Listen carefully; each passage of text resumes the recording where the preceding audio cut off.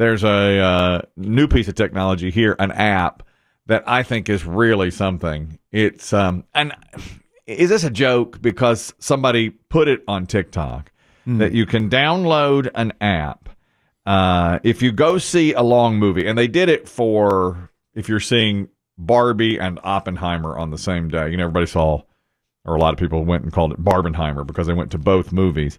So this is what they're saying now, and I don't really know if this is a real app, but this is what they're talking about now. There's an app you can download on your phone called Run Pee. You just press a button when the movie starts, and then it will vibrate 30 seconds before you can make a run to the bathroom. And when you come back, it will tell you what you missed during the boring part. It'll also tell you if there are scenes after the credits and if they're worth staying for.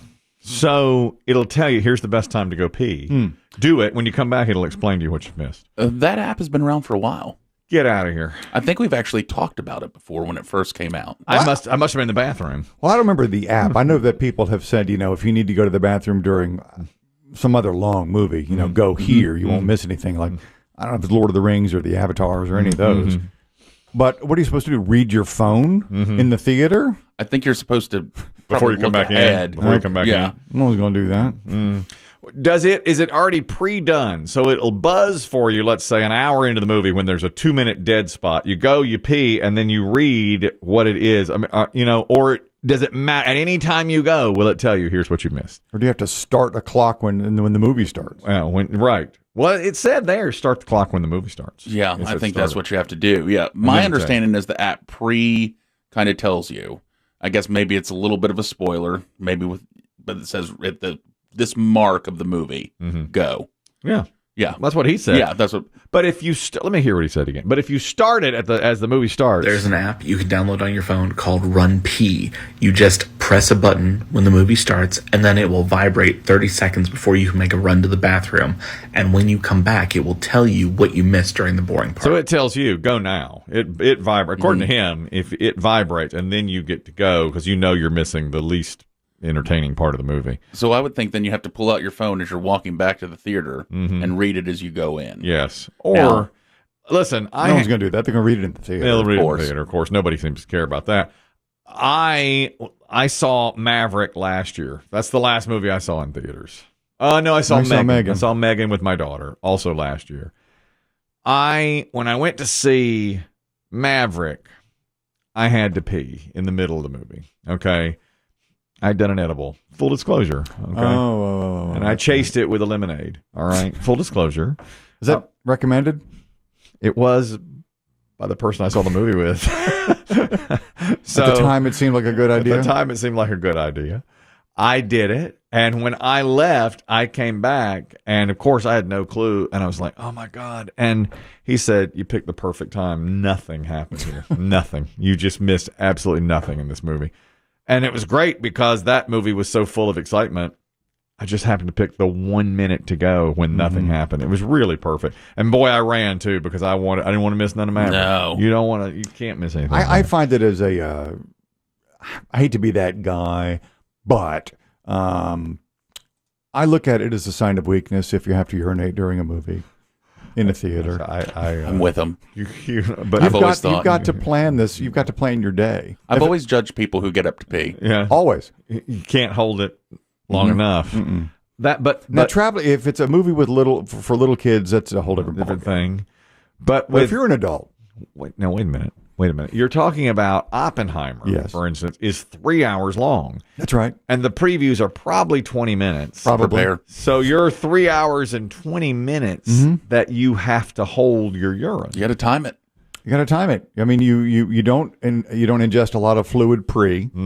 You empty your bladder right before you take your seat. And then you're there. You're good for 3.5 hours. I think most adults should be able to hold their urine for 3.5 hours, as long as you haven't slammed a bunch of liquids. You have to be. I mean, it's prep. I had an edible. I told you that. Well, they don't make you thirsty. I had a large lemonade. I was told drink it. Drink the lemonade. I said drink the lemonade. I said drink the lemonade. It's going to taste great. It's going to mix that edible real well. All right, fine. You can be critical if you want. That's the last move. I had to go. There was nothing else. Then Biggie and I are judging you. There's nothing else I could do. Now listen, if people get in there and they suck down the giant drink 30 minutes in, that's on them. And you know, right? I've learned that the hard way. You know, years ago when they would give these buckets of drinks, I used to get them. I'd get a giant Coke. Yeah. And then I'd have to go to the bathroom. Do you think it's true on the beach? Because I like to drink on the beach. You know that. And I hold my urine as long as I can because I hate cold water. And sometimes then I have to go into the ocean. Do you think that... and it seems that this is true. Once I pee, then I have to pee every 20 minutes. You know, well, that's a phenomenon. They call it like breaking the seal. Breaking the seal. We learned that back when we were drinking beers at 18. Legally. I think it's true. I think there's something to that. Once you go, you have to go again. I can go 2 hours drinking a bunch of beers, but once I do, it's breaking the seal. That's it. Yeah. I think that's a real phenomenon. Oh, it is, real, because once you do break the seal, it is on, man. You've got to go. You're going back and again. And I don't like cold water. I don't like going. And so you haven't perfected the pee in the dry sand part? No, I can't. With a towel over your genitals? No, I've never been able to do that. No, I'm always. If you could, would your wife allow you? No. Because she thinks that's so nasty, you know. Well, she's right. To pee in the sand. Now, if I'm sitting there alone, maybe I've never had the guts to do it. I've always gone into the ocean, and everybody knows because I only get up to my genitals. I never, and I'm just like standing arms up, tiptoeing out. It's a terrible, terrible look. It really is. This is the celebrity who's having to explain to his kids now something that he did when he was younger in a movie. It's Jason Biggs from the movie American Pie.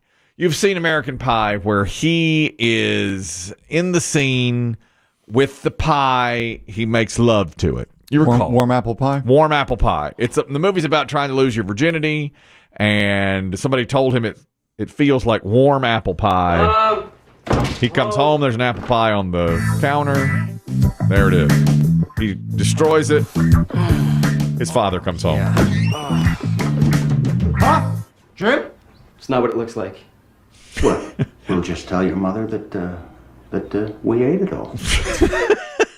The great Eugene Levy. Phenomenal.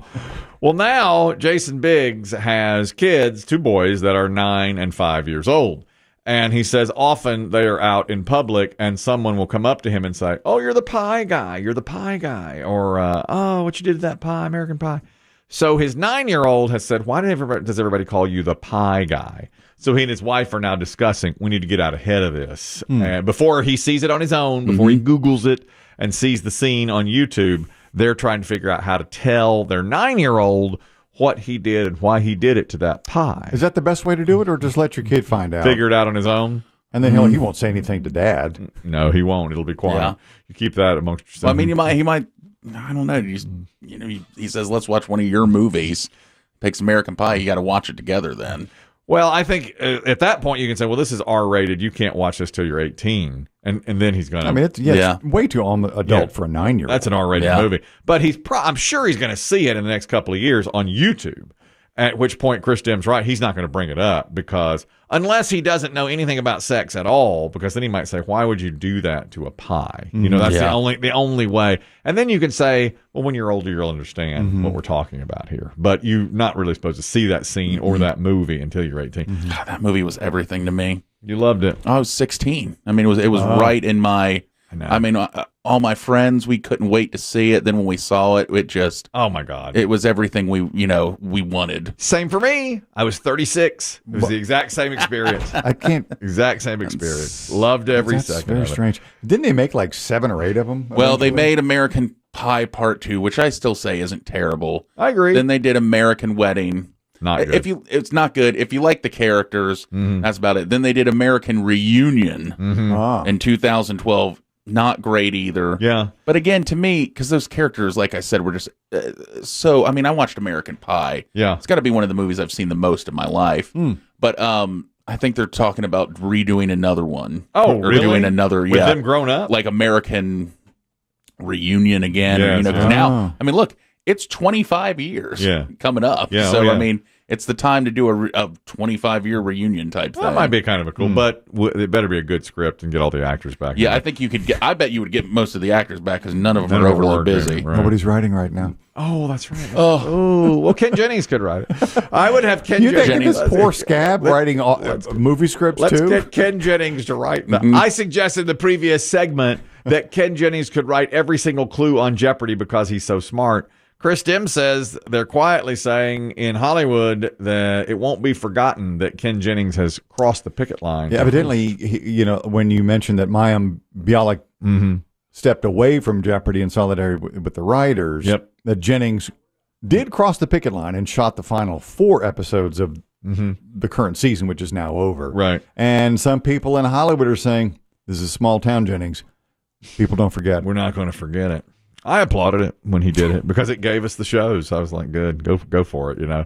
Principal. I would never, I always am never like standing with the No, you never will. Never with the common man. I'd never do that. I know You've always agreed with the scabs. I've always And been, big business. I would be a scab if I weren't so afraid of being like booed and have things. Did you boo Norma Ray when she held up that sign I did. That in was the sweatshop? My least favorite part of that movie. I hate that. When she stood up, I was Union. like, oh, God. Well, here comes the union. See, the problem is you're an undercover scab because when you're around, you'd be around your fellow strikers. You'd be like, yeah, of course, yeah. But then Then I'd secretly crawl. you'd be backdooring it, hoping no one Quietly. found out. Solidarity, brothers. Yeah, Norma Ray was everything. we've to got me. a rat amongst us. That's right. Where? Right. It'd be me. I'd like to get my hands on him. It'd be me.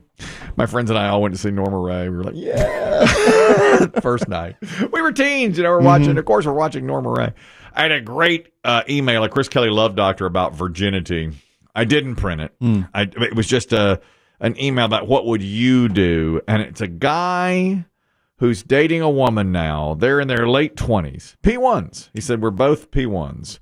And the subject of losing your virginity came up. And she said, well, I lost my virginity when I was 18 to my high school boyfriend.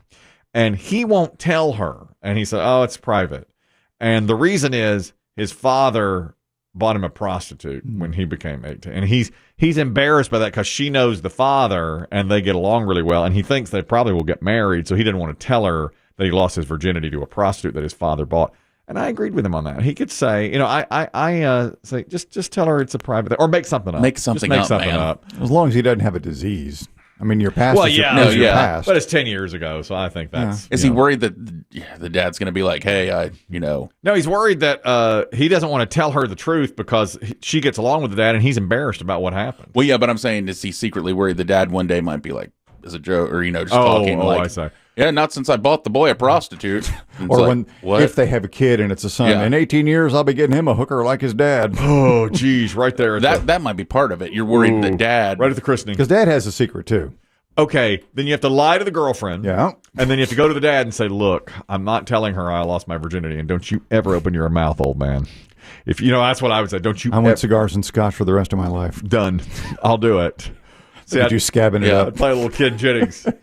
Play both sides of it. Play both sides. Solidarity with her. Yeah. Cross the picket line with him. A weird dad, too. I don't know a lot of dads that would do that. I don't think you can trust dad. I don't like that either. I think that's really Well, I bet we have people listening right now. I know we do. I know we do, but I just... I've never thought that's the right thing to do. Come on now.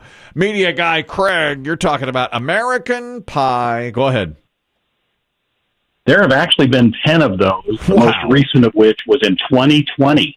They've kind of come back again. Jeez, when Chris Demm said 7 or 8, I thought that's exaggerated. Nope. 10. No, they haven't gone to the theaters, though, right?